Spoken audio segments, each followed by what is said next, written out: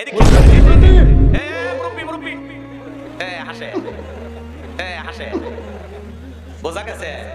এই যে মুরব্বি মুরব্বি একটা ডায়লগ ভাইরাল হয়েছে না, কথা বলে না কেন? আমাদের একজন প্রবীণ আলোচক, উনিও পীর সাহেব, কি নাম বলেন তো?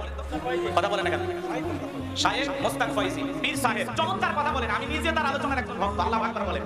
তিনি একটি মাহফিলে একজন মুরব্বি ওঠা বসা করতেছেন, মাহফিল থেকে উঠে যাচ্ছেন, তখন ডায়লগ দিয়ে বলেছিলেন, এই মুরব্বি মুরব্বি ওঠা যাবে না। সেই বক্তা ভাইবেন না যে আপনি মাহফিল থেকে উঠে যাবেন আর আমি ওয়াজ করব, বসেন বসেন। কথা কি বোঝা গেল? এইটা না অনেকে টল শুরু করছে, যুবকেরা একটু আনন্দ পাইতেছে, মুরব্বি মুরব্বি। এখন তরুণেরা এই স্লোগান দিতেছে, মুরব্বি মুরব্বি, কথা বলেন না কেন? তো এই কথাটা বলার পিছনে ওনাকে আবার চ্যানেল আইন থেকে সাংবাদিকেরা প্রশ্ন করেছে যে আপনি মাহফিলে এই ডায়লগটা দিয়েছেন, যুবকেরা এটা নিয়ে তো তুমুল আলোচনা করতেছে, টল করতেছে, এই বিষয়ে আপনার মন্তব্য কি? দেখেন যারা আলেম হয়, আল্লাহ ওয়ালা হয়, তারা কত বিনয়ী, আল্লাহু আকবার বলেন। তিনি বলতেছেন এই বিষয়ে আমার কোনো মন খারাপ নাই, আমি বরং আনন্দিত যে স্বাধীনতার, দ্বিতীয় স্বাধীনতার পরে যুবকেরা আমার একটি স্লোগান নিয়ে, মুরব্বি মুরব্বি, এই স্লোগান নিয়ে যুবকেরা একটু আনন্দ পাইতেছে, ওদেরকে যে আমি একটু খুশি করতে পেরেছি, এটা আমার জীবনের অনেক বড় পাওয়া। বলেন আল্লাহু আকবার।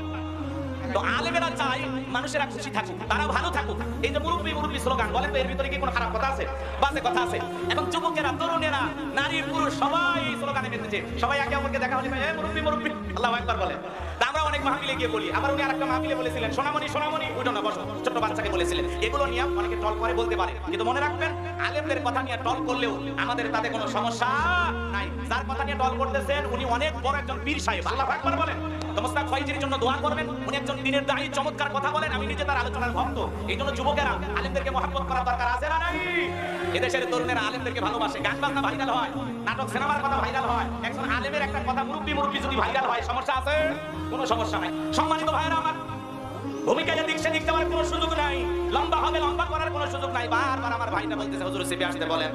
যারা স্বেচ্ছাসেবক আছে, আপনাদের বিশাল একটা নাম দেখলাম, শিক্ষা সেবা উন্নয়ন সংস্থার উদ্যোগে আজকের মাহফিল। তাহলে সেই সমস্ত তরুণ যুবকদেরই কথা বলবেন, আমাকে বলে আর কষ্ট দেবেন না। আপনারা একটু চেপে চেপে বসবেন, সুন্দরভাবে বসার পরিবেশ তৈরি করে দেবেন। লোকজন যেভাবে আসতেছে আজকের মাঠে জায়গা হবে না ইনশাআল্লাহ।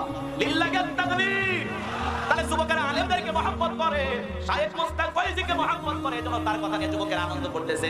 সেই সমস্ত বড় আলেমেরা কখনো মন খারাপ করে না, তিনি আরো হাসতে হাসতে বলতেছেন আমার কথা নিয়ে যুবকেরা যদি একটু আনন্দ পায়, মজা পায়, এটাই আমার স্বার্থকর্তা। আমরা তো এটাই চাই যে যুবকেরা আমাদের কথা নিয়ে আলোচনা করুক, বলেন আল্লাহু আকবার। এই জন্য প্রিয় শায়েখের জন্য আমরা দোয়া করব, আল্লাহ পাক যেন তার কণ্ঠকে দ্বীনের জন্য কবুল করেন। জোরে বলেন আমিন, আরেকটু জোরে বলেন আমিন। সম্মানিত ভাইরা আমার, আমি আপনাদের সামনে পবিত্র কুরআনুল কারীমের 23 নম্বর সূরা সূরাল মুমিনুন থেকে আলোচনা করব। যে কোন আয়াত বা সূরার তাফসীর করতে হলে কোন প্রেক্ষাপটে কোন সময় আল্লাহ তাআলা এই সূরাটি নাযিল করেছেন, সেই নাযিলের প্রেক্ষাপট জানার দরকার আছে না নাই? আরবিতে বলা হয় শানে নজুল। যদি শানে নজুল আলোচনা করা হয় তাহলে তাফসীর বুঝতে সহজ হয়। জোরে বলেন আল্লাহু আকবার। তাহলে কোন সময় কোন প্রেক্ষাপটে রাসূল আকরাম সাল্লাল্লাহু আলাইহি সাল্লামের উপরে আল্লাহ পাক সূরাল মুমিনুন নাযিল করেছেন, একটু নাযিলের প্রেক্ষাপট জানার দরকার আছে না নাই?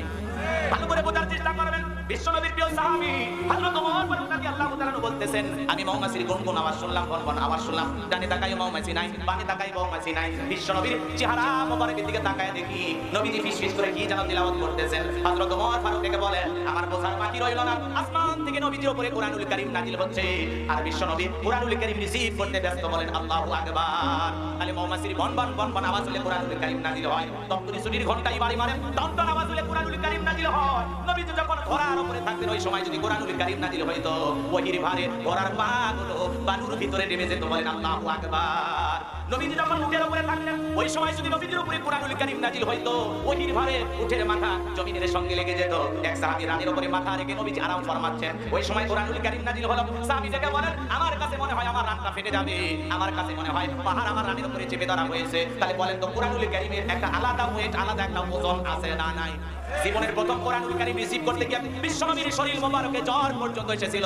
রাসূল আকরাম সাল্লাল্লাহু আলাইহি সাল্লামের কাছে কয়েকটি পদ্ধতিতে কুরআনুল কারীম নাযিল হইতো, বলতে গেলে লম্বা সময় হবে, এত সময় আমার হাতে নাই। হযরত ওমর ফারুক থেকে বলেন, নবীজির কুরআনুল কারীম রিসিভ করা শেষ হয়ে গেল।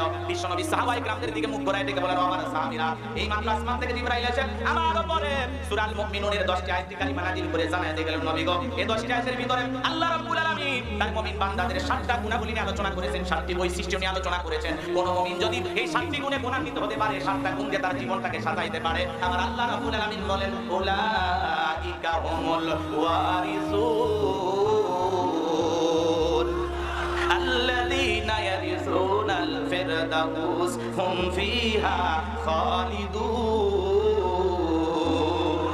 আমার আল্লাহ রাব্বুল আলামিন বলেন, তারাই উত্তরাধিকারী হবেন জান্নাত জান্নাতুল ফিরদাউসে, সেখানে তারা চিরকাল বসবাস করবেন। আমার আল্লাহ কোনোদিন তাদেরকে জান্নাত থেকে বের করে দেবেন না। চিৎকার মেরে বলুন সুবহানাল্লাহ। কি সেই 7টা গুণাবলী, কি সেই 7টি বৈশিষ্ট্য? আল্লাহর জান্নাতে কারা কারা যেতে চান? দুইটা হাত তুলে আল্লাহকে একবার দেখান। লিল্লাহি তাকবীর, লিল্লাহি তাকবীর। আপনারা সবাই জান্নাতে যেতে চান? সাওয়ার যে দুর্বল অবস্থা, হাত কি নামাইতে বলেছি, হাত টান টান করে তোলেন। আপনারা সবাই কি জান্নাতে যেতে চান? জান্নাতে যেতে হলে কয়টা গুণাবলী? জোরে বলেন কয়টি? আরো জোরে। 2024 সাল। 7টি গুণাবলী কি কি জানার দরকার আছে না নাই? আপনারা এই 7টি গুণাবলী কি আমি খুব দ্রুত আপনাদের সামনে বলার চেষ্টা করব ইনশাআল্লাহ। নড়াচড়া করবেন না, ওঠার বসা করবেন না, একটু পরিবেশটাকে সুন্দর রাখার চেষ্টা করবেন। অনেকে দুই একজন উঠতেছেন, এলাকার মানুষ বেশি ধমক দেওয়া যাবে না, পরে আবার বলবেন ছেলেটা ভালো না। কথা কি বোঝেন না?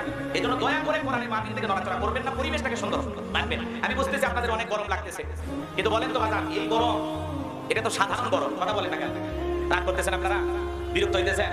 অনেকে খালি গায়ে, জি এই ছেলে পেলে আসতে সাবধান সাবধান, এটি খেয়াল করেন বা জানবো। আমার জীবনে অনেক গরম সহ্য করেছেন, আজকে আল্লাহর কোরআন শোনার জন্য একটু কষ্ট করেন। কষ্ট যত বেশি আমল নামায় নেকিও তত বেশি। কথা বলেন ঠিক না? জান্নাতের বাগানে বসেছেন, আল্লাহ পাক যেন আমাদের সবাইকে এইভাবে জান্নাতে বসে আল্লাহর কণ্ঠে কোরআনের আলোচনা শোনার তৌফিক দান করেন। জোরে বলেন আমিন। জান্নাতের মধ্যে মাহফিল হবে, আপনারা জানেন না? কথা বলেন না কেন? মনে থাকবে তো ইনশাআল্লাহ জান্নাতের মাহফিলের শ্রোতা হিসেবে আল্লাহ যেন আমাদেরকে কবুল করেন। জোরে বলেন আমিন। 7টি গুণাবলী কি কি ভূমিকা দেওয়ার কোনো সুযোগ নাই। বিশ্বনবী তখন সাহাবায়ে কেরামদের সামনে তেলাওয়াত করে শোনায় দিলেন। আমার আল্লাহ বলেন ফালাহাল মুমিনুন। আমার আল্লাহ বলেন অবশ্যই মুমিনেরা সফল, অলরেডি মুমিনেরা সফল হয়েছে তারা, ঈমান এনেছে যারা। ঈমানদার ছাড়া আল্লাহর কাছে সফল হওয়া যাবে না। আল্লাহ আকবার বলেন।